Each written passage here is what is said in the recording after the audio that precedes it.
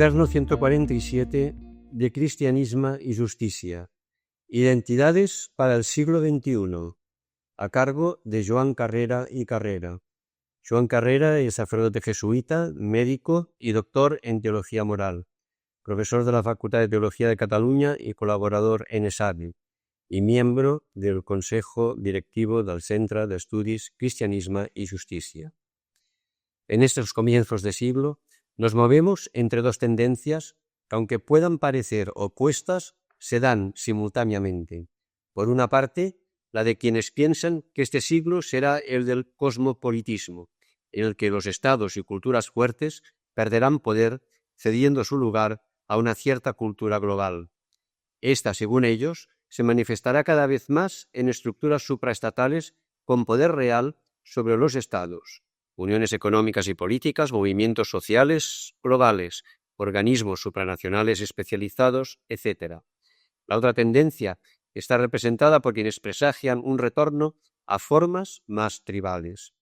Dentro de esta segunda tendencia hay dos visiones diversas, la de quienes se inclinan por un cierto choque de civilizaciones de las grandes culturas y la de aquellos que con una visión más positiva presagian un cierto renacimiento, respeto y convivencia entre culturas diferentes. Esta convivencia se manifestaría en formas políticas respetuosas del derecho de dichas culturas a existir dentro de marcos globales de convivencia, y en las que esta diversidad cultural sería apreciada como un enriquecimiento por parte de todos los habitantes del planeta. Sería considerada, por tanto, como un bien a proteger, especialmente en el caso de las culturas minoritarias, que careciesen de medios de expresión y que tuviesen dificultades para autoperpetuarse. Dicho de otro modo, estamos ante una disyuntiva, la pérdida de las identidades fuertes en favor de una cierta identidad más global o, por el contrario, la recuperación de las identidades, bien sea en forma de conflicto entre ellas, bien sea en forma de convivencia pacífica. Primer apartado. ¿Por qué un mundo dividido? Si atendemos a la herencia que nos ha dejado el siglo pasado, constatamos que el siglo XXI habrá de afrontar cuestiones que aquel ha dejado planteadas sin saber encontrar vías de solución en la práctica. A lo largo del siglo, muchos pensadores, politólogos, científicos han postulado soluciones, pero éstas han chocado siempre con los intereses de los privilegiados, de los grandes estados, de un occidente rico, de las potencias militares y económicas. Un mundo marcado por múltiples fracturas. Podemos apreciar que nuestro planeta sufre algunas fracturas cuya raíz explicaremos a continuación. Enumeraremos algunas de ellas, que exigen ser reparadas si queremos sobrevivir como humanidad de forma digna. Pueden ser presentadas de forma más o menos catastrofista, y la valoración de su intensidad depende mucho del punto desde el que se miran. Es preciso una cierta neutralidad en el análisis. John Rawls afirmaba que, para elaborar una teoría de justicia equilibrada, era necesario cubrirse con un velo de ignorancia, es decir, que el que elaborase los criterios de justicia para la distribución de la riqueza en el mundo debía hacer el siguiente ejercicio de imaginación. Imaginarse que está en una situación previa al nacimiento sin saber en qué clase social le tocará nacer y desde ahí elaborar el sistema económico justo. Solo así será capaz de elaborar una teoría que favorezca a quienes se encuentren en peor situación social. No todos valoramos de la misma manera las fracturas del mundo, sino que lo hacemos en función del lugar desde el que las vemos y del modo como miramos nuestro mundo. Las primeras de estas fracturas hacen referencia a la solidaridad entre los humanos. El problema ecológico, como problema de solidaridad con las generaciones futuras, de dejar el planeta en buenas condiciones y no totalmente hipotecado, y el problema de la mala distribución de recursos como problema de solidaridad con la generación actual, los países pobres y los excluidos en los países ricos. Basta ojear los índices que publica el PNUD de Naciones Unidas, midiendo la desigualdad económica entre países para comprobar cómo algunos de ellos están quedando descolgados del carro de las nuevas tecnologías. Este fenómeno, en lo que se refiere a las tecnologías de la información, es denominado por algunos autores la brecha digital. Datos significativos de enero de 2004 nos dicen que el tanto por ciento de usuarios de Internet con respecto al total de la población es del 1,4% en África y del 34,4% en América del Norte.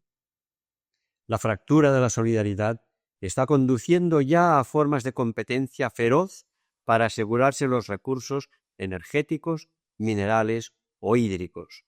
Pensemos en muchos de los actuales conflictos para asegurarse combustibles fósiles o recursos hídricos, las llamadas guerras del petróleo, unas en forma de guerra clara y otras en forma de pequeños conflictos armados, y los conflictos más escondidos para asegurarse el agua de los ríos, compartidos por varios estados, o de los acuíferos subterráneos en zonas cada vez más áridas como consecuencia del cambio climático. Otra fractura es la que se da en lo referente a los problemas que tienen que ver con el sentido de la vida, reflejada en las altas cifras de patologías ligadas a la soledad, el estrés y la búsqueda de sectas en las que se encuentra acogida, aceptación, reglas de conducta claras. Es muy significativo el hecho de que en los mismos países en que las grandes religiones disminuyen en número de fieles, se dé una multiplicación de sectas, grupos de terapia, de autoayuda. Otra fractura se da en el seno de las familias, en las que cada vez resulta más difícil educar y dedicar tiempo a los hijos dados los ritmos laborales vigentes, especialmente en los países occidentales y en muchos talleres externalizados de empresas multinacionales en los países del sur. Otro problema que afecta a la familia es el hecho de que la creciente conciencia de la igualdad de género ha conllevado que algunos hombres no sepan asumir un rol más igualitario y surjan formas violentas de machismo.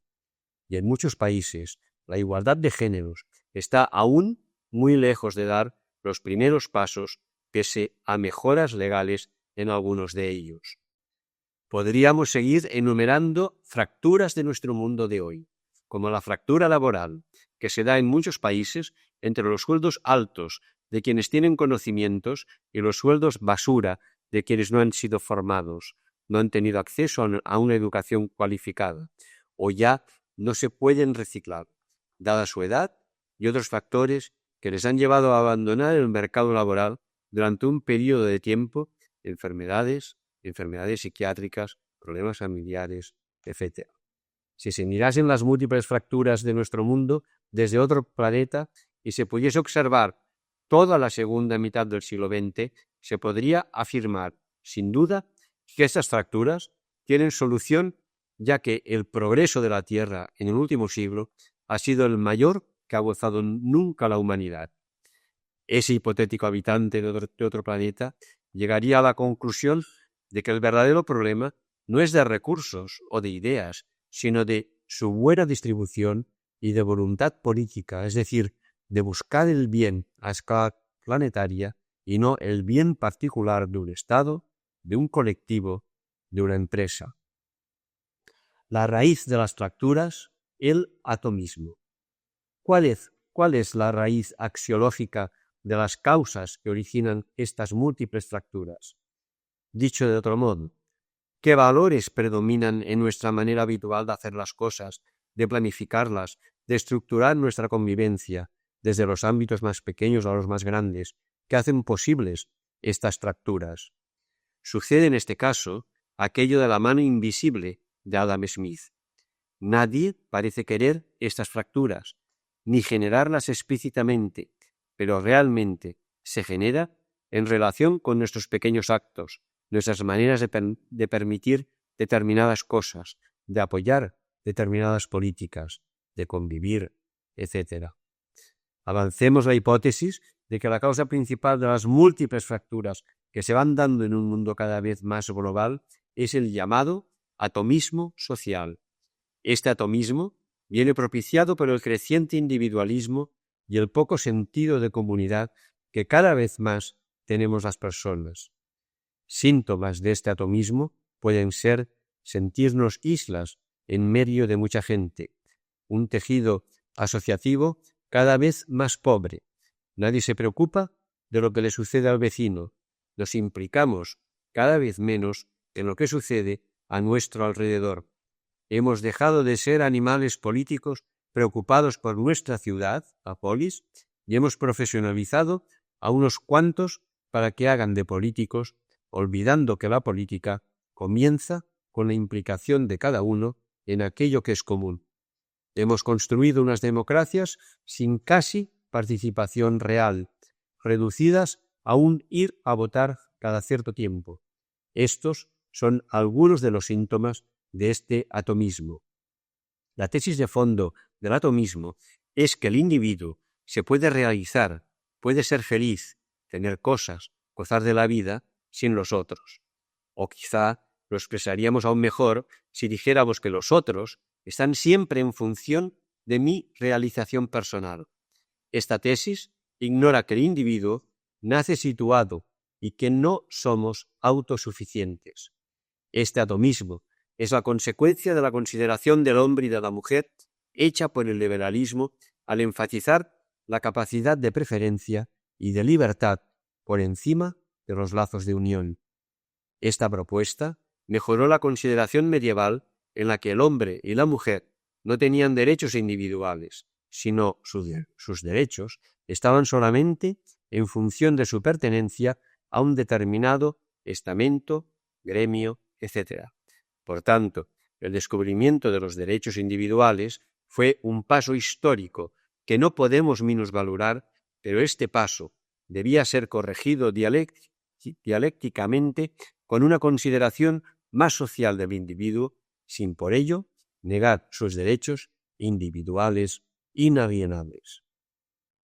Este atomismo va contra las tesis más sociales en las que se postula que el hombre y la mujer no son autosuficientes fuera de la polis, ya que sin la existencia de un determinado contexto social no pueden afirmar su autonomía.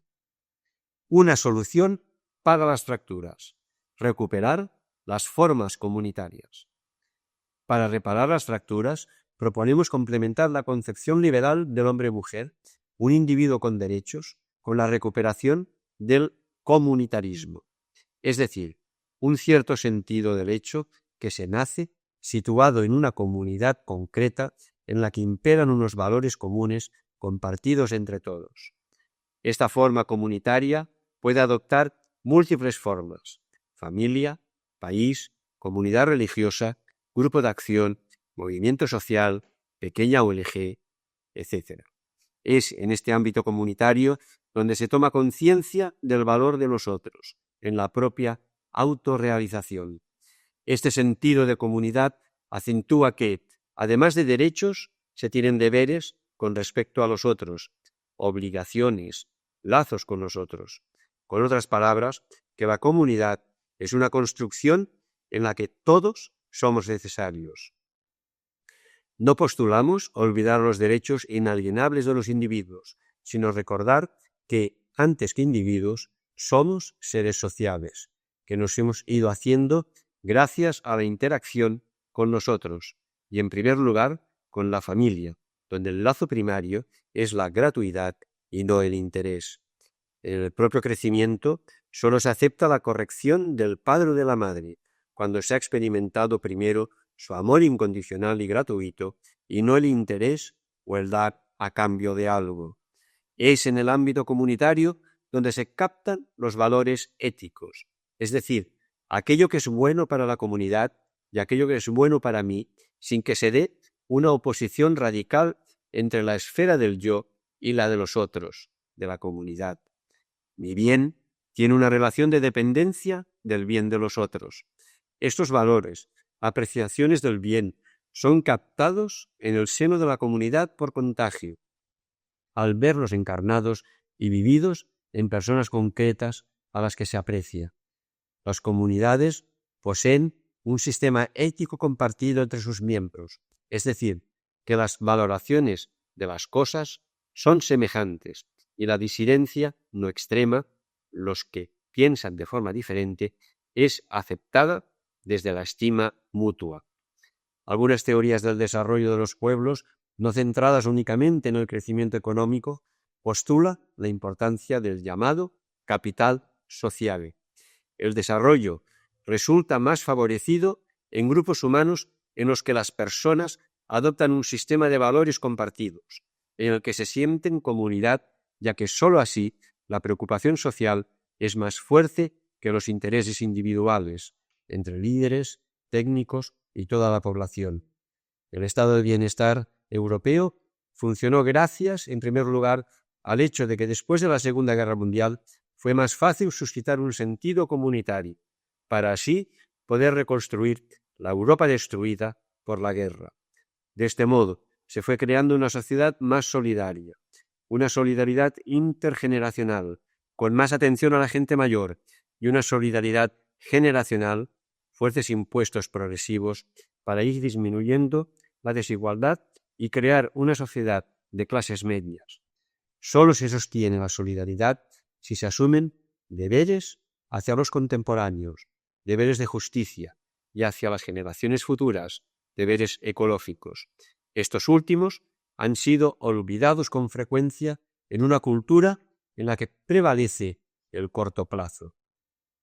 En el contexto de las formas comunitarias, la noción de justicia no es un término abstracto o una virtud paliativa para remediar las grandes injusticias que genera el sistema económico, ya que en los ámbitos comunitarios se da una solidaridad entendida como fraternidad de base, que hace que la virtud de la justicia sea espontánea. El ejemplo de la familia como comunidad fuerte es donde más claramente se aprecia que no son necesarios principios de justicia para resolver conflictos internos, pues no se requieren árbitros ni controles externos, como serían leyes o reglas, ya que se da una fraternidad de base, un aprecio mutuo. No queremos decir que no sean necesarios principios de justicia en el seno de una comunidad, ya que cada vez los modelos comunitarios son más complejos y pueden incluir muchos individuos con sensibilidades diferentes y no son tan homogéneos como de entrada podríamos pensar. Pero sí afirmamos que estos principios de justicia serán mejor aceptados en contextos comunitarios, ya que existe un consenso básico de fondo sobre los valores y un aprecio cooperativo entre sus miembros.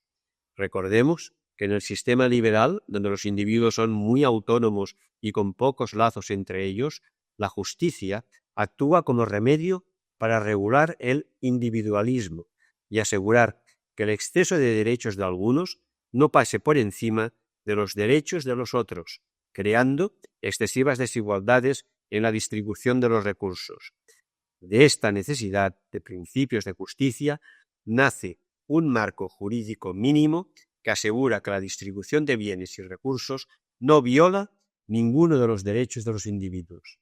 El encargado de llevar a cabo esta distribución en las economías sociales de mercado es el libre mercado, que actúa como mecanismo redistributivo de la riqueza.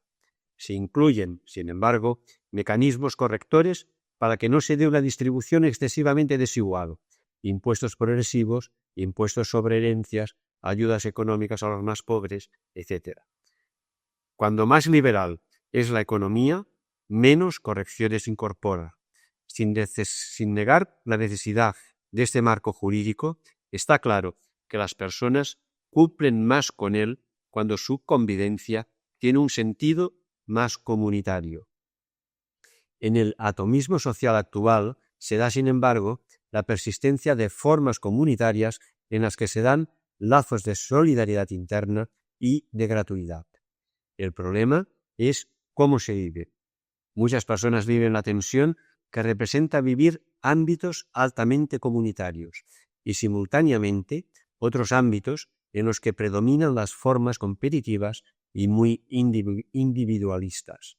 Por ejemplo, alguien puede comportarse en su empresa como un ejecutivo agresivo sometido a una alta presión competitiva y al cabo de unas horas comportarse como un buen padre o madre en la familia, en la que las relaciones son de gratuidad y cooperación. Teniendo en cuenta que la psicología humana tiende a la unidad interior de la persona, puede darse con frecuencia una interferencia sumamente dañina entre estos ámbitos, como sucedería en el caso de introducir elementos de competitividad o de interés en las relaciones de pareja o en las relaciones con los hijos, o si se introduce una relación de compasión en el trato con los clientes de una empresa. Segundo apartado. Modelos de identidades en el siglo XXI. Un tema muy relacionado con el sentido comunitario es el de la identidad. Nuestra identidad es definida en parte por su reconocimiento o por la ausencia del mismo, es decir, por un mal reconocimiento por parte de los otros. Este mal reconocimiento puede llevar a una imagen desfavorable de uno mismo. La identidad puede estudiarse desde un nivel puramente personal, como el ir siendo fiel a mi originalidad en diálogo con los otros, para así llegar a ser seres humanos completos, pero también desde un nivel más amplio que tiene que ver con la identidad que adquirimos por la necesidad de sentirnos formando parte de un colectivo de iguales. Nuestra identidad. Esta identidad se da en las comunidades en las que prevalece un modelo de convivencia cimentado en unos determinados valores y un sentido de vida tejido de relatos compartidos que nos identifican con algunos de los otros humanos, los de mi comunidad. Este ámbito comunitario es el más adecuado para recibir reconocimiento, sentirse alguien para los demás y encontrar el propio lugar social. Es en este ámbito en el que se crece como persona adulta, aprendiendo valores y aprendiendo también a afrontar las adversidades de la vida en un clima que es, básicamente, cooperativo.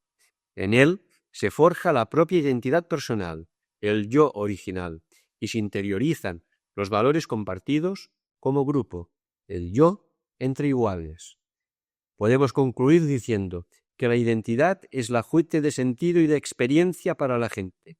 La identidad personal se va construyendo en el marco comunitario, en el que está inserta la persona, y al mismo tiempo la identidad comunitaria también se va construyendo por la aportación de personas que se sienten identificadas con la comunidad. En palabras de Calcutt, citadas por Castells, no conocemos a gente sin nombre, ni lenguas o cultura, en los que no se establezca de alguna manera distinción entre yo y el otro, nosotros y ellos. El conocimiento de uno mismo siempre es una construcción, pese a que se considere un descubrimiento, nunca es completamente separable de las exigencias de ser conocido por los otros de modo específico. Castells hace una distinción entre las identidades colectivas o comunitarias como construcciones sociales dependiendo de su origen. La identidad legitimadora es aquella que es fabricada por las instituciones dominantes de la sociedad para extender y racionalizar su dominio respecto a los otros actores sociales. Los nacionalismos dominantes son un buen ejemplo de esta forma de identidad. Un segundo tipo de identidad es la identidad de resistencia. Es generada por aquellos actores sociales que se encuentran en una situación devaluada o estigmatizada por la lógica de la dominación. Para sobrevivir, construyen barreras de resistencia al poder. Un ejemplo serían los grupos culturales, religiosos, etc., que se encuentran en minoría, por representar a un pequeño número de individuos dentro de una sociedad o por no tener reconocimiento jurídico o político. Una tercera forma de identidad podemos denominarla la identidad proyecto. Los actores sociales, basándose en ciertos materiales culturales, construyen una nueva identidad que redefine su posición en la sociedad. Buscan, al hacerlo, una transformación de la misma sociedad. Un ejemplo sería cuando el feminismo salió de las trincheras y desafió al patriarcado imperante en la sociedad. Una identidad colectiva puede comenzar siendo de resistencia, pasar después a formular un proyecto y llegar a convertirse, con el paso del tiempo, en identidad legitimadora. En las sociedades actuales, la pertenencia a una comunidad no comporta necesariamente exclusividad. Si soy de una, no puedo ser de otras, ya que esta pertenencia puede ser múltiple, formando parte de ámbitos concéntricos. Así pues, entendemos que la referencia comunitaria es, en nuestra opinión, decisiva para tener identidad. Todos tendrían una identidad primaria o de nacimiento, pero esta no excluye sentir otras identidades como complementarias y no como contradictorias con la primera. Un ejemplo de identidad colectiva concéntrica se daría cuando se siente la pertenencia a una familia, a un grupo de amigos, a un grupo de acción, a una comunidad cultural, a un pueblo-ciudad, a una nación, a un Estado y a una unión supraestatal, por ejemplo, la Unión Europea. Una respuesta desde el mercado, la identidad por el consumo. Nuestro mundo más atomizado también da su respuesta a la necesidad que tiene el hombre-mujer de identidad. Podemos afirmar que los hombres y mujeres de las sociedades actuales tenemos cada vez más la necesidad de una identidad, de no perdernos en este mercado competitivo en el que nos convertimos en islas o piezas de un engranaje complejo. Añoramos una identidad que nos haga soñar, que nos dé un proyecto más común para superar los retos que presenta nuestro mundo. Una mayor justicia, un mundo más sostenible. Existe en nosotros deseo de alejarnos del individualismo, a menudo depredador, para buscar formas más cálidas de cooperación, de comunidad. Vivimos una sociedad en la que cada vez más hacemos frente a formas de trabajo precario, temporal, en las que faltan referentes afectivos en las familias por muy diversas circunstancias, parejas que se separan, padres y madres que trabajan y pasan poco tiempo con los hijos, gente que vive sola, etc.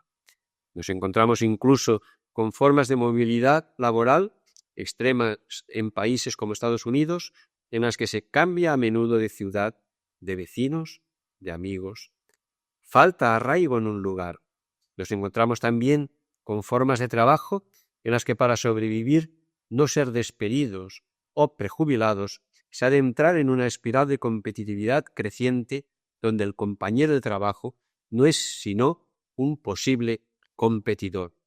Esta precariedad o inestabilidad nos hace vivir emocionalmente como constantemente amenazados. La cultura del mercado tiene su forma de satisfacer este deseo de comunidad, tan arraigado en nuestro interior, evitando fomentar formas pacíficas que cuestionen el propio fundamentalismo del Dios mercado, pero evitando al mismo tiempo formas de expresión violenta como las identidades excluyentes que provienen de las actitudes fundamentalistas. El mercado, en respuesta a este deseo profundo de identidad, ofrece no solo productos para satisfacer las necesidades materiales, sino que en los logotipos de los productos ofrece imaginarios, mundos, ideales que nos proporcionan identidad, narraciones para dar ideales sentido. De esta manera, la identidad la podremos adquirir comprándola en el mercado como cualquier otro producto. No nos viene dada, como antes por la familia, por la clase social. Construimos una identidad por aquello que consumimos, por aquello que vestimos. Se crean así identidades colectivas que dan estatus social y que nos identifican como deportistas, como contestatarios, como jóvenes progres, como jóvenes fachas. Nuestra capacidad de consumir, el tipo de marcas que compramos, nos hace entrar en una determinada subcultura que nos da identidad y, por tanto, una cierta seguridad. Como ya hemos comentado, son identidades que pueden ser escogidas y no nos vienen dadas. Este hecho hace que sean bien acogidas, ya que ponen en juego nuestra libertad de elección. Aunque esta afirmación es matizable en el caso de los adolescentes, ya que en ese caso es el grupo más próximo quien proporciona la identidad, bien por adhesión, bien por rechazo. Esta identidad nos permite escapar de la inseguridad, del miedo al fracaso y satisfacer el deseo de reconocimiento, de llenar nuestras carencias afectivas. Los grupos más susceptibles a la atracción de las marcas son cualquier colectivo que escapa de las carencias mencionadas. Un grupo que a menudo es citado como más susceptible de ser atraído son los adolescentes por su búsqueda de identidad personal y por su gasto de energía para ir aceptando sus cambios fisiológicos y psicológicos y por ser todavía muy maleables. Necesitan más la aceptación y el contraste de un grupo de pertenencia. Eso se consigue sobre todo controlando las formas externas, hábitos, formas de vestir, de música e incluso intentando controlar formas más internas como la apariencia física a través de las dietas, gimnasia, etc. Algunos afirman que el mercado ofrece un adolescente global que en cualquier lugar, independientemente de la cultura, prefiere la Coca-Cola al té o al café, las Nikes a las sandalias y los Chicken McNuggets al pollo con pisto. Identidades que matan, la cara oscura de las identidades. Creemos que si este comunitarismo, en sus múltiples formas, no se recupera en su vertiente solidaria, puede adoptar sus formas cerradas o fundamentalismos. Gidex comenta que las personas a la intemperie, dentro de una sociedad tan individualista como la nuestra, se refugian en fundamentalismos culturales, religiosos, económicos, para recuperar una identidad fuerte de grupo que les dé una seguridad psicológica ante las incertidumbres de nuestro mundo cambiante. Así surge el lado oscuro del comunitarismo, comunidades cerradas, con una gran solidaridad interna, pero a la defensiva ante los que no son de la propia comunidad. Se crean comunidades con una identidad muy fuerte, que no permiten a sus miembros lealtades múltiples. Si perteneces a una comunidad, tu identificación con los valores, costumbres, tradiciones de la comunidad ha de ser total, de tal modo que se excluyen otras identidades. Son comunidades que se cierran al influjo de las otras y, al mismo tiempo, excluyen la disidencia interna, considerándola como una traición a la propia comunidad. Nada se puede cuestionar, ni siquiera símbolos o costumbres sin especial trascendencia. Esas dos características aseguran que la comunidad sea totalmente homogénea. En la actualidad estamos viendo las consecuencias de estas formas fundamentalistas, a menudo como respuesta al menosprecio que han sufrido las culturas minoritarias de muchos países del sur por parte de las formas agresivas del imperialismo económico y cultural por medio del cual los valores occidentales han entrado en estas sociedades sin ningún tipo de respeto. El comunitarismo puede adoptar asimismo otra forma, creemos que también poco solidaria, pero más sutil, ya que, aunque se defiende el derecho a la existencia de las diferentes culturas, se defiende que permanezcan aisladas entre sí para favorecerlas. Puede adoptar la forma llamada, por algunos autores, sociedad multicultural mosaico, sociedades en que las culturas se agrupan en mosaicos de comunidades muy aisladas y poco permeables entre sí, en las que se dan unas fronteras virtuales pero muy claras para los habitantes de cada zona. Estas sociedades mantienen una mínima cohesión gracias a la existencia de un mínimo estado o marco jurídico que las une.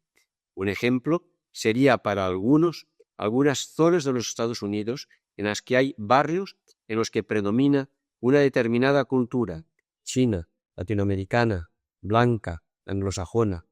Otra forma propuesta por algunos de los países del norte es la defensa de un cierto grado de aislamiento de las culturas del sur. Bajo la excusa de favorecer su supervivencia, lo que quieren en el fondo es evitar la inmigración de las personas que pertenecen a estas culturas hacia los países del norte. Es una forma de xenofobia encubierta, ya que, pretendiendo defender a las culturas minoritarias, no las quiere acoger en su territorio. Tercer apartado. ¿Cómo deberán de ser en el siglo XXI las comunidades que den identidad a los individuos? Frente al modelo liberal que acentúa la ciudadanía y sus derechos, el modelo comunitario debería acentuar las formas comunitarias, evitando sus formas cerradas y asumir al mismo tiempo los derechos inalienables de las personas. El acento comunitario no debe significar una pérdida del mundo de los derechos y de la necesaria individualidad de las personas. Manera diferente de entender los derechos del individuo. Como ya hemos comentado, habría que partir de la concepción del hombre-mujer como ser primariamente social, que necesita, como bien primero, una comunidad de nacimiento en la que crecer y aprender valores. La persona se preocupa y tiene presentes siempre a los otros que le han posibilitado y le posibilitan la vida y su desarrollo. Así surge en cada persona una obligación hacia el otro, un lazo que permite que el otro pueda vivir plenamente como yo vivo. Dentro del marco de las obligaciones hacia los otros, se postulan los derechos de hombres y mujeres. No consideramos a los hombres y mujeres individuos con derechos, sino con derechos y obligaciones de construir entre todos una tierra en la que todos y todas puedan vivir y desarrollarse plenamente. Esta concepción de derechos y obligaciones lleva a entender la justicia y la igualdad humana de forma más compleja, ya que hay que tener en cuenta, además del individuo, a la comunidad en la que se desarrolle. Diferente manera de entender la igualdad humana y la justicia. La igualdad desde la diversidad. Concepción liberal de los derechos. El liberalismo recuperó al individuo frente a formas más colectivistas anteriores y permitió la libertad y la autonomía, rompiendo los vínculos que lo esclavizaban a un estamento social, a un gremio laboral, a una creencia religiosa.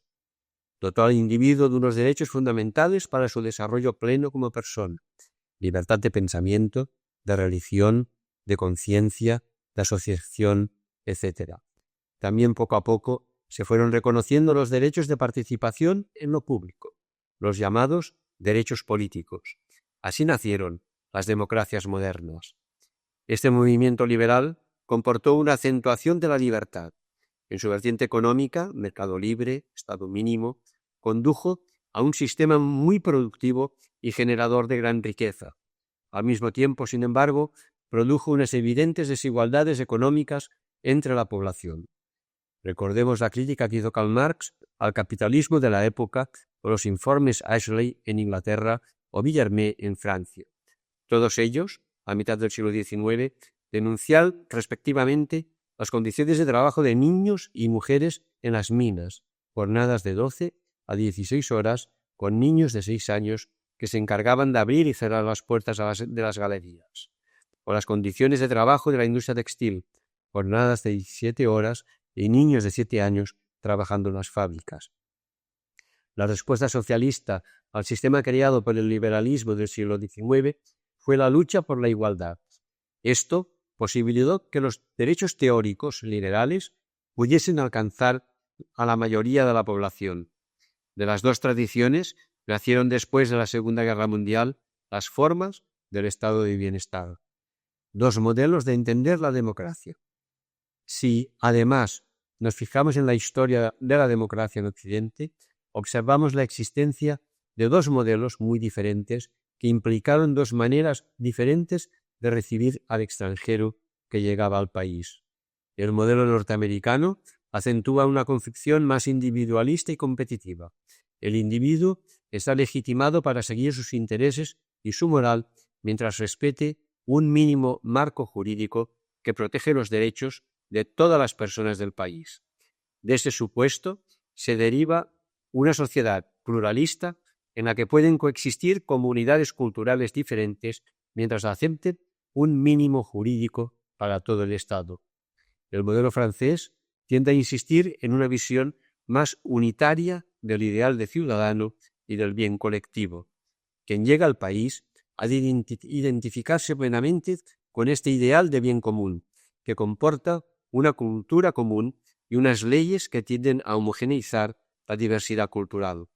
El Estado es homogéneo culturalmente hablando y por eso asimila y destruye las formas culturales diversas si se encuentran dentro de lo que considera su marco estatal político, de tal manera que a estas comunidades culturales solo les queda la solución, si quieren sobrevivir, de convertirse en un Estado nuevo y tener así la fuerza del poder legítimo para defenderse. Construir la igualdad.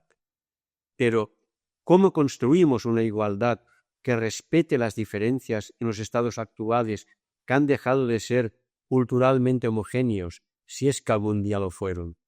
Si en la época de la aparición del socialismo el binomio difícil de conjugar era libertad-igualdad, en la actualidad el binomio difícil de afrontar es la igualdad, que ya incluye la libertad y el respeto a la diferencia.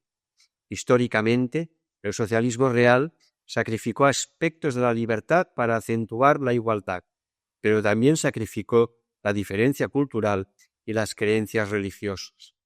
Es curioso observar el hecho de que después de años, cuando por ejemplo en la URSS cayó su forma política uniformizadora, reaparecieron con fuerza las formas culturales sometidas con una cultura pretendidamente más universal, que no era ni más ni menos que la de la parte europea de la Unión Soviética. Habría dos tipos de actuaciones basadas en la noción de igualdad de respeto hacia los otros. Según la primera, el principio de igualdad de respeto exigiría que tratáramos a la gente sin hacer ninguna diferencia. Su intuición fundamental es que reclama un respeto para aquello que es fundamental en todos. Según otra manera de entender la igualdad, deberíamos reconocer e incluso promover la particularidad. El reproche que hacen los primeros a los segundos es que violan el principio de la no discriminación, ya que discriminan. El reproche que hacen los segundos a los primeros es que niegan la identidad porque someten a todos a una forma homogénea que no resulta auténtica. Eso ya sería bastante malo en el caso de que esta forma fuese neutral en sí misma, que no se identificase con la forma de nadie, de ninguna cultura o comunidad, pero a menudo esta pretendida forma neutral de principios ciegos ante la diferencia es un reflejo de la cultura mayoritaria. Esta ceguera ante la diferencia también resulta una manera más sutil e inconsciente de discriminación. Nos podemos preguntar, pues, si la igualdad pasa por igualar a los desiguales, dando los mismos derechos o igualando económicamente, o si la noción de igualdad se ha hecho mucho más compleja y admite matices. Rasgos a tener en cuenta para construir una noción compleja de igualdad. La libertad real se potencia dentro de la comunidad. Se es más libre cuando más lazos se van estableciendo libremente entre los miembros de una comunidad. Este sería un primer rasgo. Segundo rasgo. Desde el marco jurídico es necesario diferenciar a los diferentes. Las diferencias pueden dar lugar a derechos diferentes. Es necesario distinguir en qué cuestiones se ha de preservar una igualdad básica y en qué cuestiones se ha de tratar a los diferentes de forma diferente. La política de la diferencia tiene también una base universalista. Todos han de ser reconocidos por su identidad única. Es precisamente esta diferencia la que ha sido históricamente ignorada, encubierta o asimilada por la cultura mayoritaria. Tercer rasgo. Hay que introducir ciertas teorías de justicia en las que se considera la igualdad de modo peculiar. Un autor que propone una teoría de justicia que tiene en cuenta una noción compleja de igualdad es Walser. Este autor nos dice que cada bien debe ser distribuido de acuerdo con el propio significado, lo que se contrapone a una idea simple de igualdad, según la cual aquello que la justicia requiere es la mejor distribución de un bien determinado. Para Walser, cuando reconocemos el significado distinto que tienen los diferentes bienes, es entonces cuando entendemos cómo los hemos de distribuir, quién lo ha de hacer y por qué razones. El mismo autor pone un ejemplo ilustrativo quizá más comprensible en el contexto norteamericano. En nuestras sociedades, el propósito de la salud está vinculado al bienestar físico y la cobertura de las necesidades médicas. Cuando reconocemos esto, entonces captamos como problema el hecho de que la mayor atención médica, por ejemplo, no recaiga sobre los que tienen más necesidad, sino sobre los que tienen más posibilidades económicas. La interpretación de estos significados distintos ha de ser hecha con participación de toda la sociedad. Y esos significados de los bienes no se pueden intercambiar. Por ejemplo, el bien dinero, que encuentra su sentido dentro de la esfera económica, no puede ocupar un rol significativo en la distribución de honores, ni puede dar a quien lo posee un acceso privilegiado a determinados bienes como la salud o la educación. Cuarto rasgo. Otra aportación de otro autor comunitarista es el hecho de considerar la justicia como una virtud remedial dentro del sistema menos comunitarista, ya que aparece simplemente porque no se favorecen virtudes más espontáneas, más ligadas a valores como la solidaridad. En las comunidades no son tan necesarios los principios de justicia, ya que los conflictos y las formas distributivas quedan aseguradas por lazos de solidaridad como si se tratase de una gran familia. Sin entrar a considerar esta visión de justicia dentro de las comunidades, podríamos afirmar que difícilmente se puede dar en nuestras sociedades y que quizá solo funcionaría en un mundo ideal sin egoísmo ni mal. Pero esta consideración nos recuerda una cuestión importante. Sin un ámbito más comunitario, las teorías de justicia pueden verse como algo que viene de fuera, como principios abstractos y universales necesitados de ese ámbito comunitario donde hay vínculos de solidaridad y en el que la justicia surge de forma más espontánea. De lo contrario, siempre se convierte en algo muy de mínimos y solo defendible cuando me favorece. La justicia no se consigue en un mundo excesivamente atomizado, ya que éste no favorece nada una convicción previa para que funcione cualquier teoría de justicia, que se considere al otro como igual en derechos. Una buena teoría de justicia distributiva quizá tenga que renunciar a aquello que en teoría me correspondería, a aquello a lo que tendría derecho, para que el otro pueda también tenerlo si le es más necesario. Pensemos en una distribución de recursos sanitarios en la que mi derecho a adquirir un nuevo recurso viene condicionado por el hecho de que todavía haya otros que no tengan los mínimos necesarios en este ámbito. Cuarto apartado. Revalorización de las culturas diversas, valor de lo diferente. De entrada, no olvidemos que toda generación de identidad supone un cierto grado de exclusión que permite distinguir entre ellos y nosotros.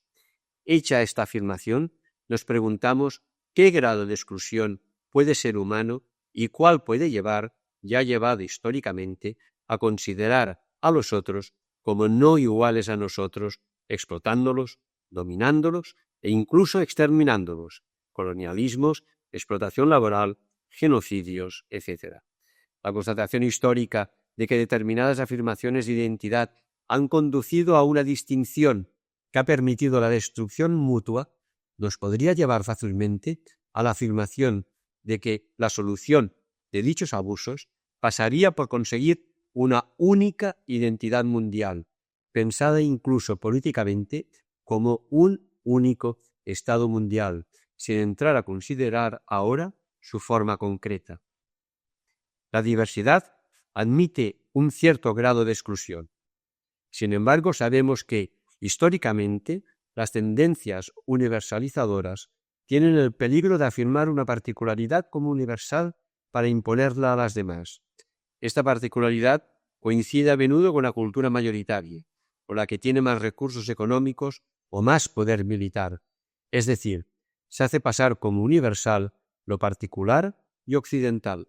La solución consiste en mantener los dos polos de la dialéctica, afirmando variables universales y variables particulares, y extendiendo las identidades no como excluyentes y siempre abocadas al conflicto, como juegos de suma cero en los que si uno gana otro pierde, sino como no excluyentes y fuente de enriquecimiento mutuo.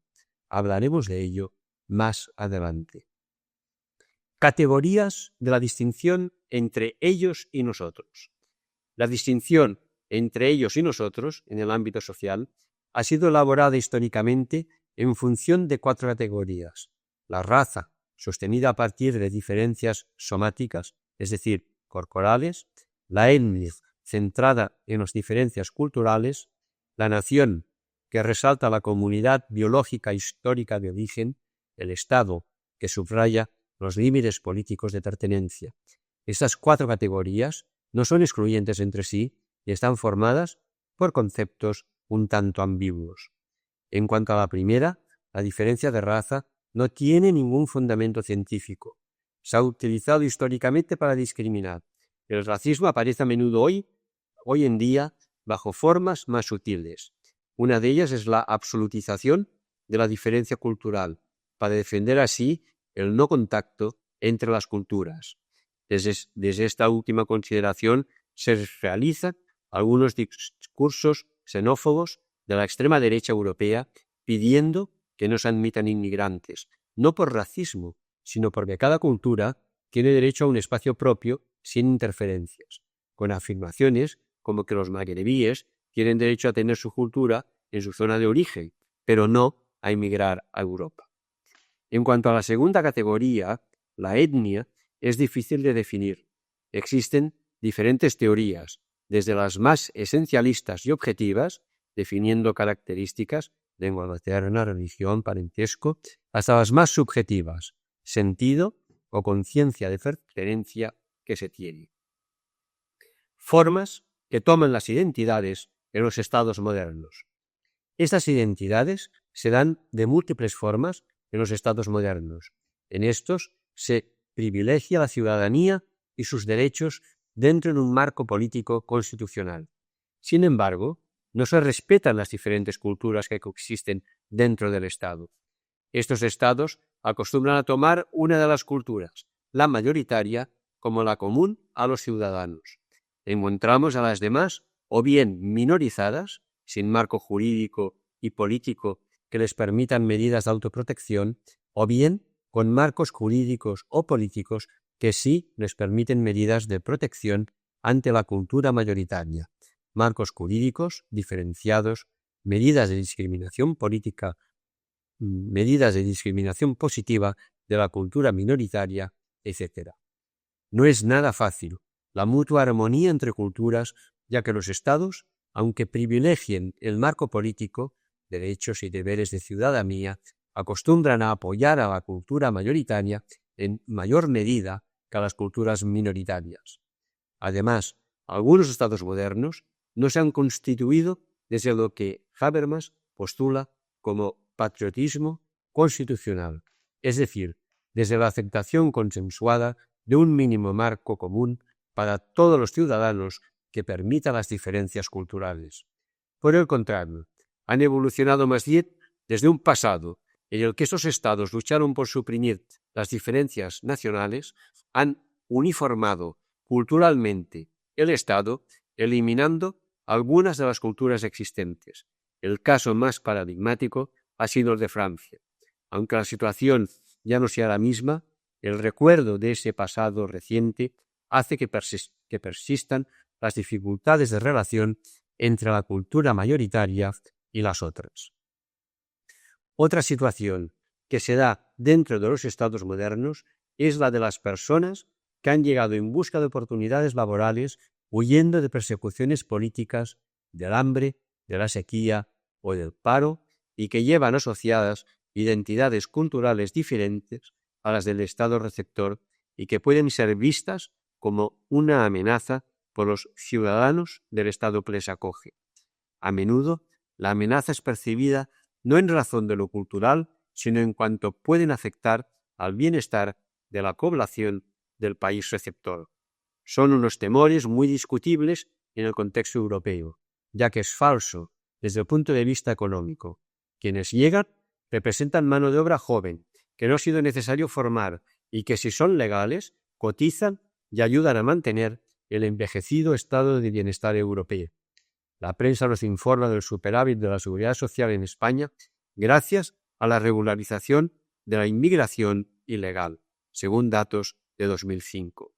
La amenaza puede también ser percibida en su aspecto cultural, en razón de las costumbres o las lenguas diferentes de quienes llegan, especialmente en estados poco acostumbrados a la diversidad.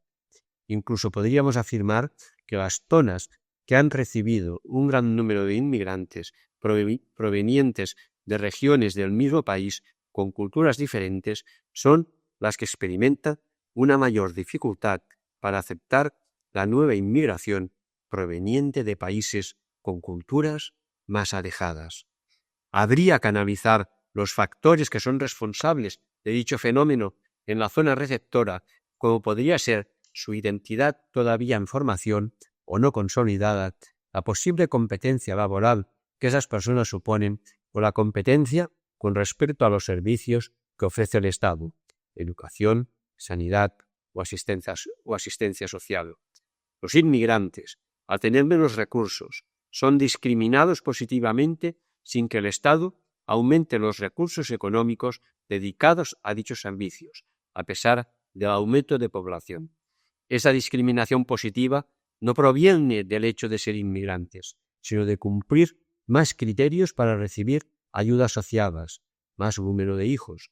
Pero seamos conscientes que esto puede ser visto como discriminatorio por los nativos y convertirse en una potencial semilla de xenofobia.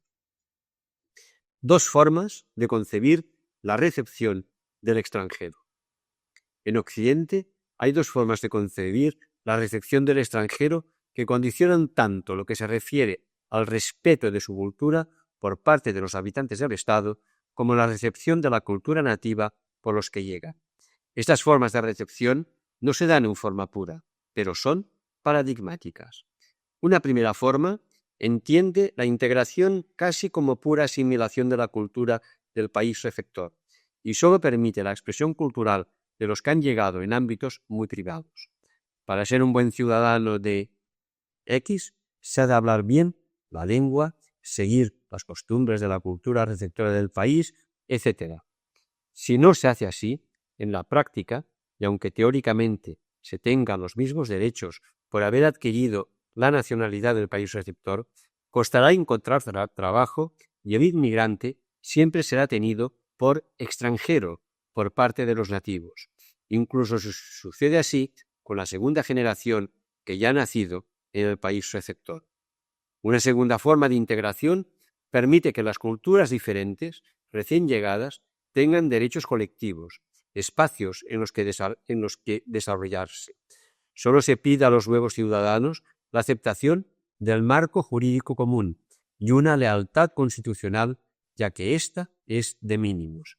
A menudo, este modelo más multicultural puede conducir, a pesar del marco jurídico, a una guetización de las culturas minoritarias en espacios concretos que perpetúan una discriminación práctica de estos ciudadanos en círculos viciosos de pobreza, exclusión y falta de oportunidades educativas.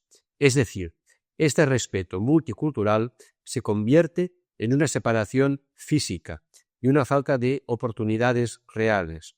El Estado se convierte en un mosaico de culturas asimétricas y poco comunicadas entre sí. Podría existir una tercera forma de integración, en la que se respetara la multiculturalidad de forma activa, favoreciendo la intercomunicación intercultural desde un modelo educativo que enseña a respetar y apreciar las diferentes culturas. Este modelo promovería la igualdad y la simetría de las diversas culturas con políticas activas de discriminación positiva, favoreciendo las oportunidades educativas y promoviendo una igualdad económica entre las culturas. Este modelo conduciría, por otra parte, a que las diversas culturas, sobre todo las minoritarias, no se sintiesen amenazadas y fuesen más permeables a los influjos de las otras.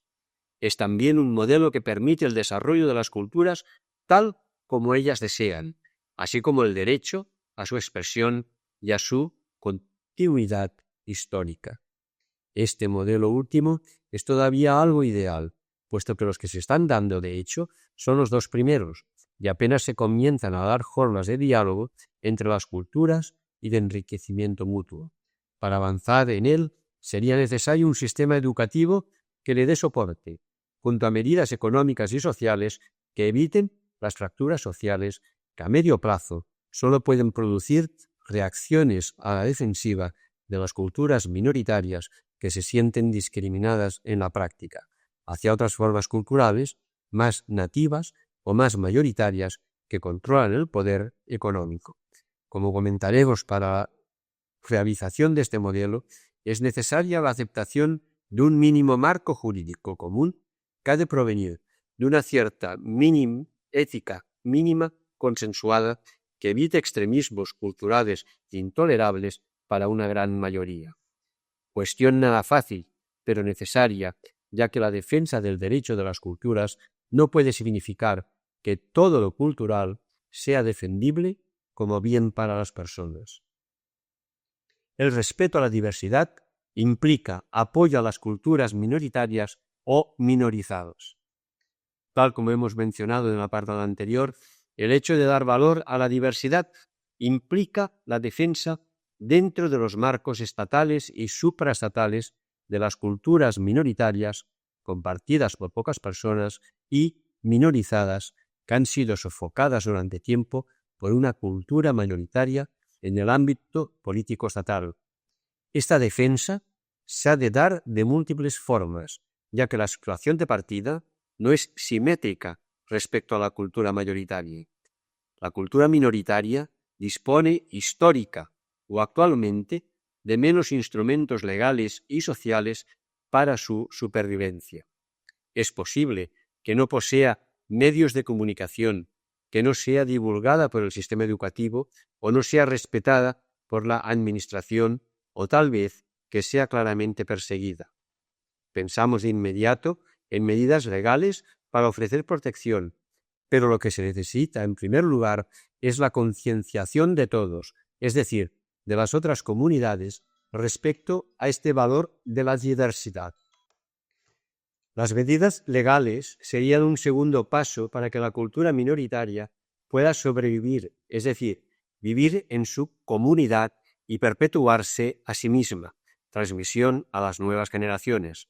Esta supervivencia se ha de entender no en términos esencialistas, sino dinámicos, es decir, que las personas de la cultura puedan decidir cómo quieren que sobreviva y cómo quieren que se interrelacione con las otras culturas, que entre en el necesario diálogo intercultural, que no se sientan atacadas, minorizadas o inferiores a las otras, sino que puedan evolucionar desde ellas mismas. Es necesario tener muy presente que muchas de estas culturas han sido a menudo atacadas, sea por medio de prohibiciones legales explícitas, no dejando que se transmitan y se expresen, o sea, por formas sutiles de sumisión que han conducido a muchas personas a sentir vergüenza de su propia cultura, como cultura inferior, propia de incultos, etc. En determinadas zonas de España, hablar la lengua regional es considerado todavía como signo de incultura. Hay que tener en cuenta también que es posible que las comunidades culturales pidan derechos hasta ahora no habituales para proteger su cultura. Por ejemplo, el derecho de tener una representación en las instituciones políticas del Estado para evitar que una minoría nacional o étnica fuese ignorada en las decisiones que afectan a toda la sociedad. Podrían pedir cuotas en un parlamento para compensar el hecho de que el sistema democrático solo dé representación a las mayorías. Derechos políticos de autogobierno, gobiernos autónomos, marcos jurídicos diferenciados, para que la minoría no sea subestimada o sobreestimada en las decisiones, sobre todo en aquellas que afectan a su cultura, cuestiones educativas, desarrollo de recursos, lengua. Podrían solicitar también derechos políticos que protejan determinadas prácticas culturales y religiosas específicas que no pueden estar adecuadamente apoyadas por el mercado en mayúscula o que están en desventaja en una legislación vigente forjada a partir de la cultura mayoritaria. Por ejemplo, la legislación del cierre de los comercios en domingos. No entramos a considerar estos diferentes derechos que son reivindicados dependiendo de las comunidades culturales, de su situación ante el Estado y de su tradición histórica. Podríamos pensar, tal como hace Tim Litka, en dos tipos de reivindicaciones que podrían hacer las comunidades culturales para protegerse. Un primer grupo, restricciones externas, sería una reivindicación en contra de la sociedad, es decir, del marco estatal. El objetivo de las mismas sería la protección ante el impacto de decisiones externas de la sociedad mayor del marco estatal. Un segundo grupo, restricciones internas, serían reivindicaciones de un grupo contra sus propios miembros, cuyo objetivo sería la protección del grupo ante el disenso interno, por ejemplo, la decisión individual de miembros de no seguir las prácticas tradicionales. Quizá poniendo un ejemplo se pueda entender mejor la diferencia entre las restricciones internas y externas. Una comunidad dentro de un Estado podría tomar medidas legales para proteger su lengua del influjo agobiante de la mayoritaria del resto del Estado, a menudo tomada como lengua común estatal, o favorecer su enseñanza, la necesidad de su uso por toda la administración en su relación con los ciudadanos, ayudas a la publicación, al cine, etc. Serían medidas de discriminación positiva hasta que se consiguiera la simetría pretendida con la otra lengua. Recordemos que todos los estados modernos han dado apoyo a las lenguas que han adoptado como mayoritarias y como propias. Por tanto, no deben sorprendernos las medidas de discriminación positiva que reclaman las lenguas minoritarias. Otra cuestión sería que esta comunidad adoptase medidas legales coercitivas contra aquellas personas que no se conformasen a esta cultura en el ámbito privado, por ejemplo, prohibiendo las otras lenguas en el ámbito privado. Las restricciones externas implican relaciones entre las diversas comunidades de un marco estatal. Las internas, por su parte, pueden suponer una violación de las libertades individuales en nombre de la solidaridad comunitaria. Por eso, son mal vistas con la sociedad. Las restricciones externas no han de suponer un dominio de una cultura sobre otra y son necesarias para asegurar la diversidad cultural. Estas protecciones solo se pueden dar en estados multinacionales o poliétnicos, ya que protegen a un grupo nacional o étnico ante el impacto desestabilizador de las decisiones de la sociedad de la que forman parte. En cambio, las internas suponen un peligro, ya que aplican intracomunitariamente aquello que rechazan de la cultura mayoritaria, el hecho de no respetar la diversidad. Sin embargo, no hemos de olvidar que el deseo de proteger la propia cultura del disenso interno existe en cierta medida en todas las culturas e incluso en los estados-nación más homogéneos y uniformadores. La realidad es que dentro de los estados democráticos occidentales esas restricciones internas han sido poco reivindicadas por las minorías étnicas, sean nacionales o fruto de la inmigración. Un ejemplo de esta restricción interna tolerada por un Estado es el estatuto determinado que tienen los Amish en Estados Unidos. Esta secta cristiana, de varios siglos de antigüedad, está exenta de algunas prescripciones educativas. Otras formas de recuperar el llamado comunitarismo. En los cultos anteriores nos hemos centrado en las formas de recuperación del comunitarismo más ligadas a comunidades establecidas próximas a lo que hemos definido como etnia o como nación, con todos los problemas que comportan estas definiciones. Cuando hemos hablado del comunitarismo, también hemos incluido entidades pequeñas que se comportan como verdaderas comunidades socializadoras que alejan a sus miembros del individualismo y les hacen participar de proyectos e ideales comunes. Comparten así unos valores y unas maneras de pensar diferentes de otras presentes en su sociedad. son las subculturas de las asociaciones, de los movimientos sociales, etc. Ejemplos de ello son las ONGs de ayuda al tercer mundo, ONGs de ayuda a gente mayor, enfermos o excluidos, ONGs de denuncia, voluntariados diversos, grupos ecologistas, grupos de fe, asociaciones deportivas. Quizá estos miembros no se identificarían como una comunidad o como una cultura, pero dichos grupos actúan como lugares socializadores en los que se viven formas más solidarias entre sus miembros al compartir unos valores. Estas formas comunitarias dan fortaleza a los estados, ya que son fuente de participación de los ciudadanos que se preocupan por las cosas públicas, desde las diversas iniciativas. No hemos de ser ingenuos, ya que algunas de estas formas comunitarias tienen el peligro de las formas patológicas del fenómeno comunitario que veremos en otro apartado. También tienen el peligro de que cada uno de estos grupos busque intereses difícilmente armonizables entre sí y que sea necesaria alguna instancia que vele por el todo, tanto en el ámbito estatal como supraestatal o planetario. Quinto apartado. ¿Qué rasgos hemos de tener presentes para recuperar las formas comunitarias? Tras las consideraciones anteriores, nos preguntamos cómo recuperar las identidades en el siglo XXI, o dicho de otro modo, cómo podemos recuperar las formas comunitarias. No vamos a entrar a considerar la diversidad de formas políticas de autogobierno que pueden darse para que las comunidades culturales puedan tener instrumentos legales y políticos para asegurar su supervivencia. Estas políticas son múltiples y variadas, tanto cultural como económicamente, y se están dando maneras diferentes de articular las diversas comunidades culturales. Para dicha articulación es necesario elaborar previamente una ética de mínimos o global.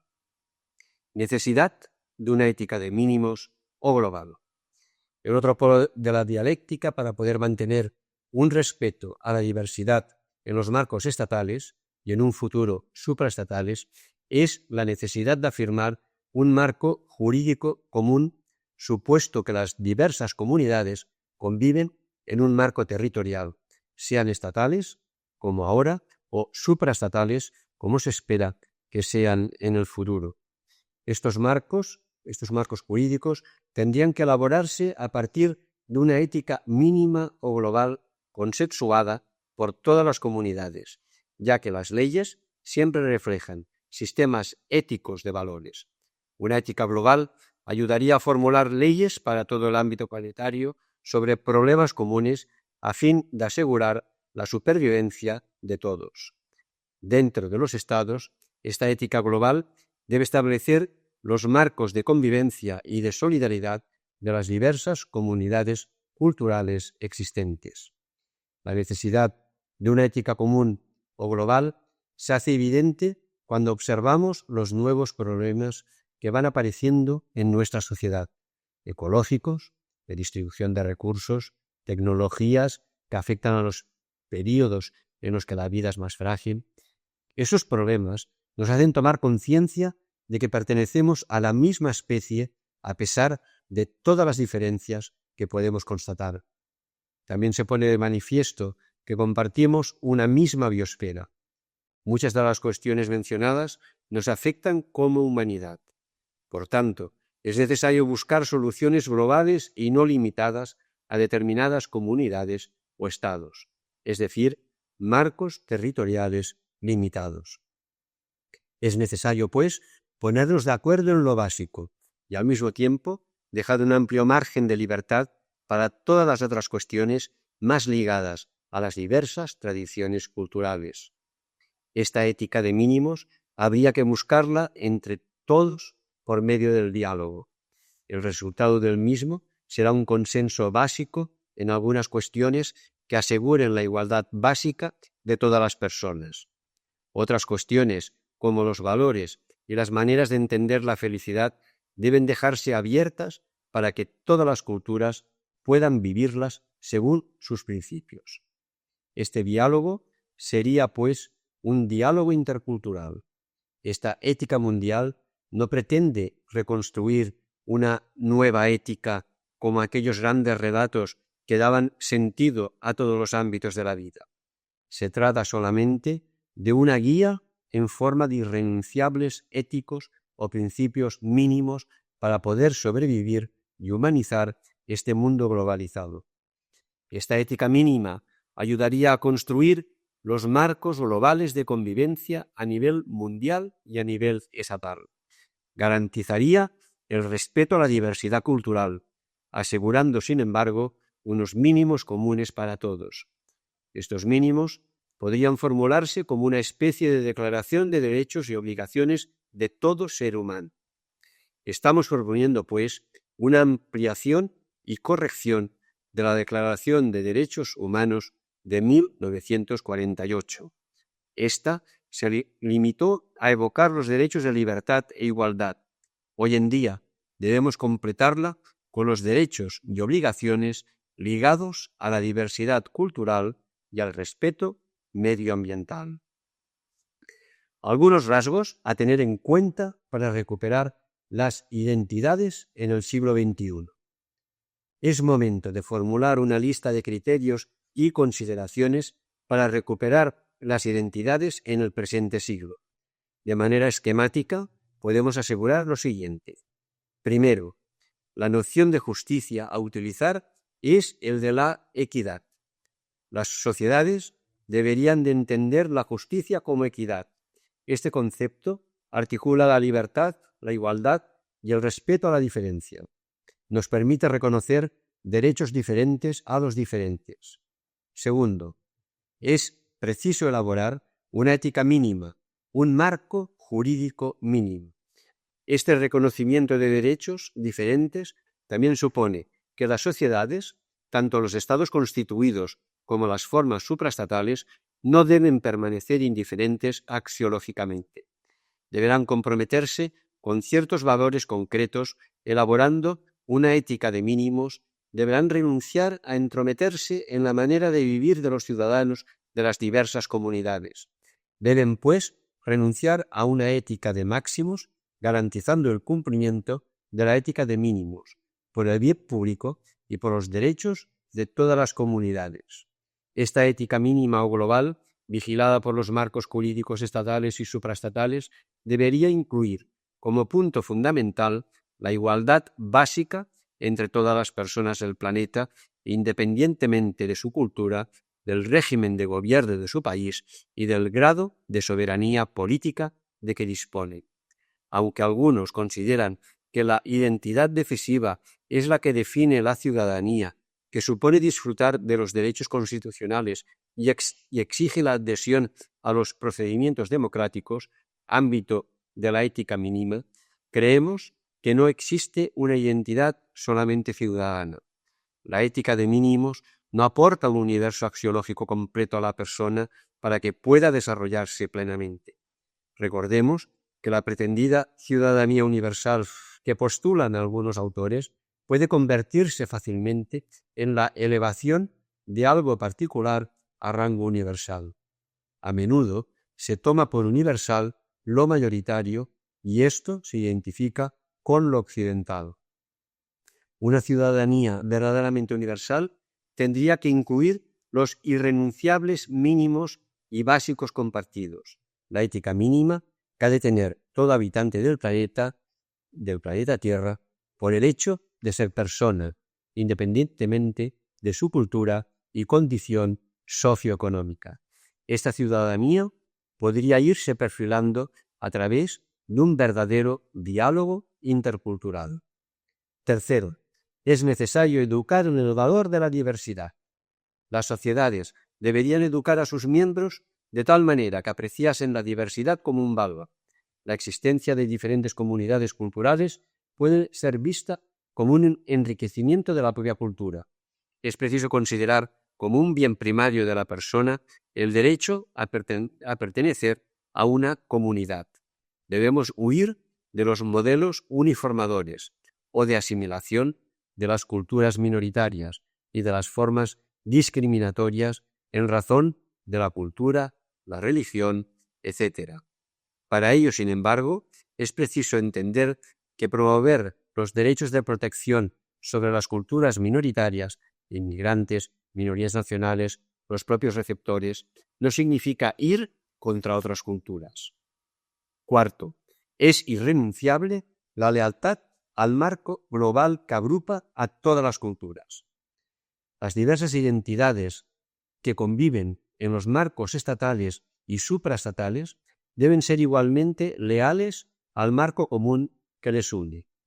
Pero esto no resulta fácil, sin embargo, en los países europeos en los que el marco común se ha generado desde un consenso histórico que ha ido incluyendo diversas culturas, pero en el que todavía no han entrado las nuevas culturas de la inmigración reciente. Estos nuevos ciudadanos todavía no han hecho suyo el marco en el que no han participado y que a menudo responde a las culturas occidentales.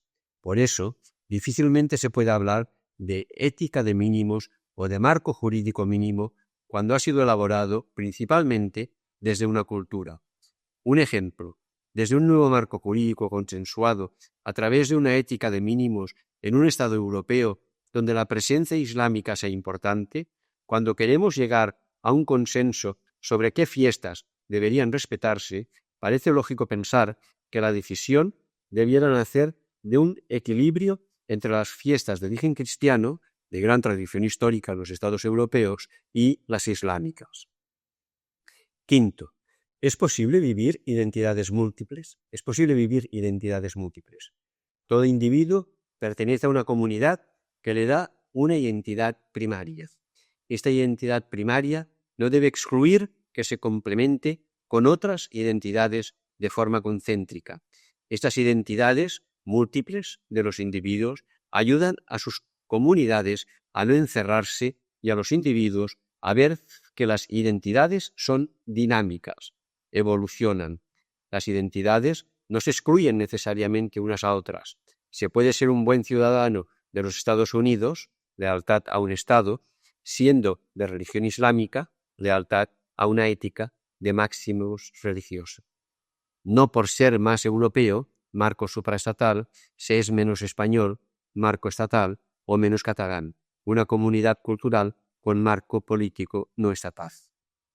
Sexto, la identidad se construye. La identidad de las comunidades se va construyendo a través del diálogo con la generación actual, individuos que pertenecen actualmente a la comunidad, buscando sus anhelos colectivos. Recordemos que las tradiciones culturales son reinventadas constantemente. No debemos idealizar formas culturales históricas para afirmar la identidad presente. La historia del origen común ayuda, sin duda, a generar identidad, pero ésta ha de responder a un constante replanteamiento por parte de las generaciones actuales. No debe detenerse en formas históricas cuando la realidad ha variado de forma evidente. En conclusión, la identidad se va rehaciendo constantemente. Epílogo. ¿Qué puede aportar el cristianismo al debate para crear una sociedad más comunitarista? En nuestro mundo pluralista está bien que aparezcan las llamadas éticas de mínimos, que intentan buscar aquellos valores mínimos compartidos como sociedad, expresados a menudo como derechos, declaraciones de derechos humanos y con intención de irlos ampliando. Pero, a nuestro entender, son necesarias las comunidades en las que se derivan las llamadas éticas de máximos, en las que la persona se siente comunidad. Este proyecto de mínimos expresados en derechos es una tarea y un reto. Deben irse haciendo desde las diversas sensibilidades éticas para responder a los problemas que padecemos como humanidad global. Y es importante que en las éticas de mínimos impere como principio compartido la justa distribución de los recursos entre las comunidades, para que no haya diferencias significativas entre ellas. Pero no podemos olvidar que, para que impere un principio de justicia, es necesaria la interiorización de un principio previo, la obligación con el otro. La ética cristiana podría aportar lo que podemos llamar ética agápica, que no está lejos de intuiciones éticas de otras tradiciones religiosas como la compasión budista. Esta ética puede colaborar eficazmente al debate para crear una ética común o mínima. Los valores de la ética agápica, como la fraternidad, suelen ser situados en todas las éticas como cima y no como base en la construcción del nuevo sistema ético de mínimos. Las éticas de mínimos reconocen la bondad ética de la solidaridad o de la gratuidad, pero estos valores son reservados a las éticas de máximos. En cambio, nuestra propuesta es que la solidaridad y los deberes para con el desarrollo de los otros deberían colocarse en la base de la ética de mínimos, en el fundamento de una verdadera ética que compartiese las diversas comunidades culturales. La ética cristiana, basada en la fe en Dios Padre y Madre de todos, convierte a todos los otros en hermanos, hermanas, y esta afirmación se traduce en el ámbito social en la construcción de una sociedad más solidaria. Los deberes con el otro son puestos en primer término. La justicia ya no es minimalista y la igualdad se armoniza con el respeto a la diferencia. Se van creando comunidades solidarias con las otras porque saben que, más allá de las diferencias culturales, se da una igualdad radical, ser hijos, hijas del mismo padre-madre. Así, una ética basada en el deber hacia el otro se expresa en deberes antes que en derechos, o al menos en una correlación clara entre derechos y deberes. Así se entiende que esta ética pueda pedir como deber la renuncia a un derecho propio, cuando el uso de este derecho comporte un perjuicio claramente mayor para el otro que el que causaría al primero la renuncia en su derecho. Esta consideración de la renuncia a un derecho propio ha de tener en cuenta la consideración de si esta renuncia puede conducir a que otros pierdan de forma no voluntaria ese derecho. Si así fuera, se pondrían en peligro, en el ámbito de los derechos colectivos, los derechos de las minorías ante los derechos de las mayorías y en el ámbito de los derechos más individuales, los derechos de los más débiles o de los menos favorecidos. Estos deberes mencionados serían con los otros y con los futuros otros. Hasta aquí el cuaderno 147 de Cristianisme y Justicia.